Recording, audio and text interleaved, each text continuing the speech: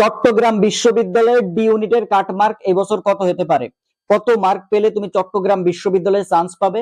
কত মার্ক পেলে চট্টগ্রাম বিশ্ববিদ্যালয়ে একটা সিট তুমি পেতে পারো? সেই বিষয়ে আমি তোমাকে বলবো। তার আগে তোমাকে আমি বলি যে চট্টগ্রাম বিশ্ববিদ্যালয়ের প্রশ্ন এবছর কত কেমন ছিল, প্রশ্ন কেমন হয়েছে। প্রতি বছর যেমন প্রশ্ন হয় চট্টগ্রাম বিশ্ববিদ্যালয়ের প্রশ্ন প্রতি বছর যেমন হয়, এই বছরও চট্টগ্রাম বিশ্ববিদ্যালয়ের প্রশ্ন একই রকম হয়েছে। ওই একই প্রশ্ন প্যাটার্ন ফলো করে তারা প্রশ্ন করেছে। তবে এই বছর প্রশ্নটাই আমার কাছে একটু সহজ মনে হয়েছে, মানে গত বছরের তুলনায় এই বছর একটু সহজ মনে হয়েছে আমার কাছে। আমি যে সাজেশন দিয়েছিলাম সেই সাজেশন থেকে মোটামুটি দেখছি যে প্রশ্নগুলো কমন পড়েছে বা সেই সাজেশন থেকেই এসছে। এখন কত মার্ক পেলে তুমি হচ্ছে যে চট্টগ্রাম বিশ্ববিদ্যালয়ে চান্স পাবে? দেখো, কেউ যদি 60+ মার্ক পায়, হ্যাঁ, সে চট্টগ্রাম বিশ্ববিদ্যালয়ে চান্স পাবে 100% শিওর। যে কেউ যদি 60+ মার্ক পায় সে আছে সেফ জোন, চট্টগ্রাম বিশ্ববিদ্যালয়ে চান্স পাবে।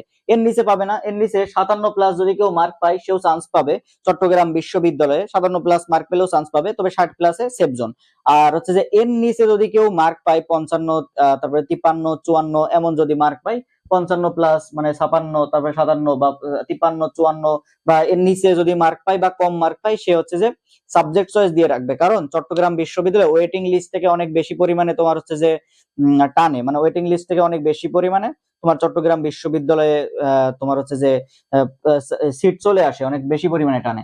এখন তোমাদের যাদের ভর্তি পরীক্ষা মানে খারাপ হয়েছে চট্টগ্রাম বিশ্ববিদ্যালয়ে, আজকে যাদের ভর্তি পরীক্ষা খারাপ হয়েছে, তোমাদের সামনে কিন্তু অনেক বড় বড় বিশ্ববিদ্যালয়ে ভর্তি পরীক্ষা রয়েছে। মানে যেমন তোমার হচ্ছে যে রাজশাহী ইউনিভার্সিটি রয়েছে, তারপরে তোমার হচ্ছে জগন্নাথ ইউনিভার্সিটি রয়েছে, তারপরে তোমার হচ্ছে জিএসটি রয়েছে, বিইউপি রয়েছে, তারপরে তোমার কুমিল্লা রয়েছে, তারপরে তোমার হচ্ছে সাস্ট রয়েছে, কুমিল্লা রয়েছে।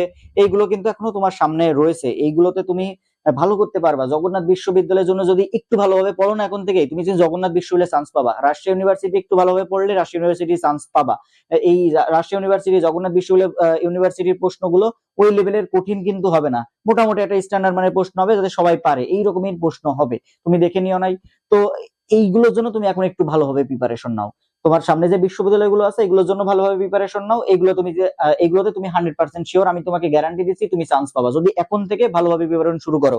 রাজশাহী ইউনিভার্সিটির এর জন্য তুমি যদি এখন থেকেও শুরু করো ভালোভাবে, তাও তুমি চান্স পাবা। জগন্নাথ ইউনিভার্সিটির বি ইউনিটের জন্য, হ্যাঁ, ডি ইউনিটের জন্য একটু কম সময় আছে।